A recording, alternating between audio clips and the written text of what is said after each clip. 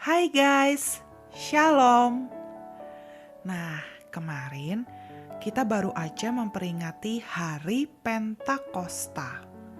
Hari di mana Roh Kudus tercurah. Ingat gak ceritanya? Nih, pada waktu itu murid-murid tuh lagi berkumpul di satu rumah dan tiba-tiba aja ada angin kenceng berhembus ke dalam rumah itu. Dan ternyata itu Roh Kudus yang turun ke atas murid-murid Yesus. Dan seketika itu juga murid-murid Yesus bisa berbahasa asing yang belum pernah mereka pelajari sebelumnya. Dan yang mereka katakan itu tentang kebesaran pekerjaan Allah, guys. Nah, pas banget tuh ya, ketika mereka sedang mengalami itu, pada saat itu situasinya itu banyak orang-orang dari seluruh penjuru negeri datang ke tempat tersebut. Ada yang dari Asia, ada yang dari Arab, ada yang dari Roma, pokoknya macam-macam deh.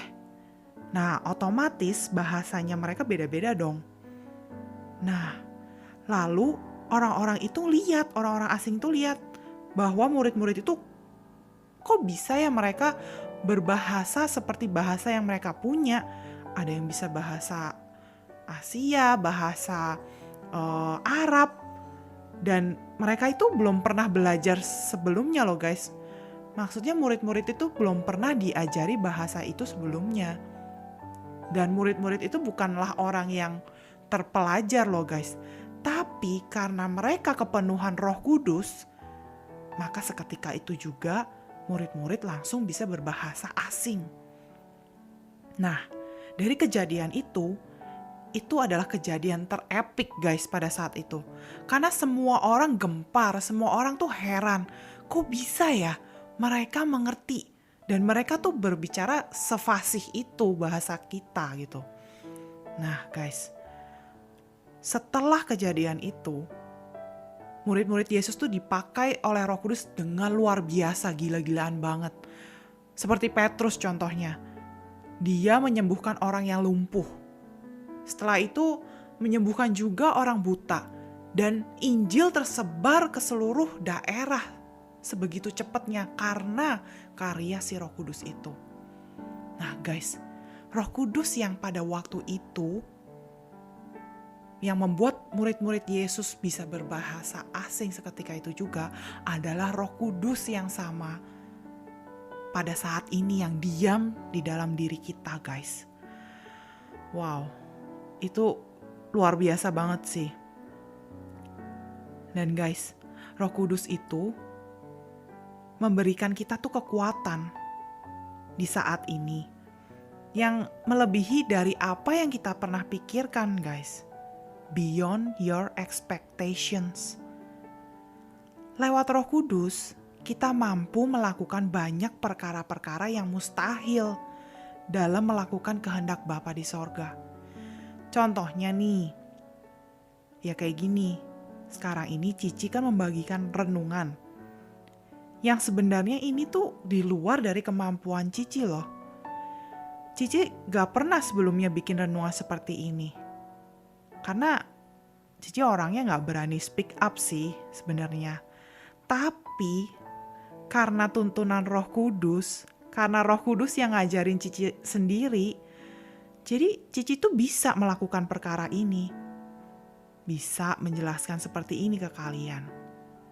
Jadi guys, renungan yang Cici omongin ini bukan karena kemampuan Cici, tapi sepenuhnya renungan ini tuh karena pekerjaan Roh Kudus.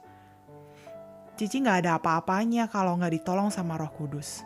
This is beyond my expectation guys. Karya Roh Kudus itu selalu buat kita teramaze, terkagum-kagum, dan memuliakan nama Tuhan. Kita baca yuk di Yohanes 14 ayat 26. Dikatakan kayak gini. Tetapi penghibur, yaitu Roh Kudus yang akan diutus oleh Bapa dalam namaku, Dialah yang akan mengajarkan segala sesuatu kepadamu dan akan mengingatkan kamu akan semua yang telah kukatakan kepadamu.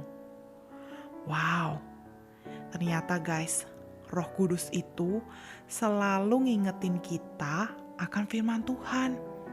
Ketika kita lagi galau, kita lagi bingung, lagi takut, atau bahkan dalam keadaan lupa mungkin, dia juga ngasih kita tuh hikmat. Dia menghibur kita ketika kita lagi sedih, kita lagi sendiri. Nah, yang paling amazed banget nih ya, Roh Kudus itu tahu akan hal-hal yang akan datang. Kalian bisa kebayang gak sih kalau seandainya nih Roh Kudus itu gak turun, alias gak ada tuh yang namanya hari Pentakosta.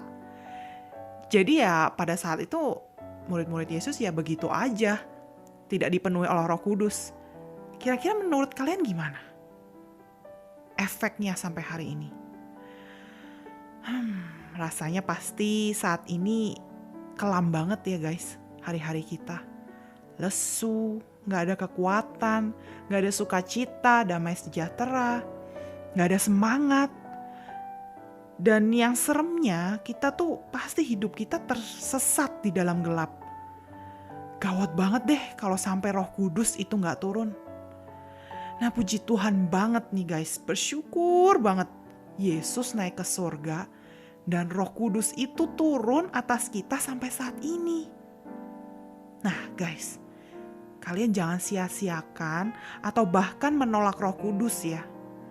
Tapi sering-seringlah minta petunjuk sama Roh Kudus, nurut semua arahannya, sering bergaul sama Dia, karena cuma Roh Kudus yang bisa membawa kita terbang tinggi, membuat hidup kita berdampak and beyond your expectations. Oke, nanti kita lanjut pelajari sifat-sifat Roh Kudus lebih dalam lagi ya. Karena banyak banget fungsi Roh Kudus itu. Nah, sekarang yuk kita sama-sama berdoa. Bapa di dalam surga, kami bersyukur atas renungan pada hari ini, di mana kami belajar tentang karya pekerjaan Roh Kudus, di mana Roh Kudus telah turun atas kami dan diam di dalam diri kami sebagai bait suci. Terima kasih ya Tuhan, Engkau telah menghadirkan Roh Kudus untuk selalu menolong kami, menuntun kami, mengingatkan kami akan kebenaran firman Tuhan. Ya Tuhan, kami mau hidup kami dipimpin oleh Roh Kudus.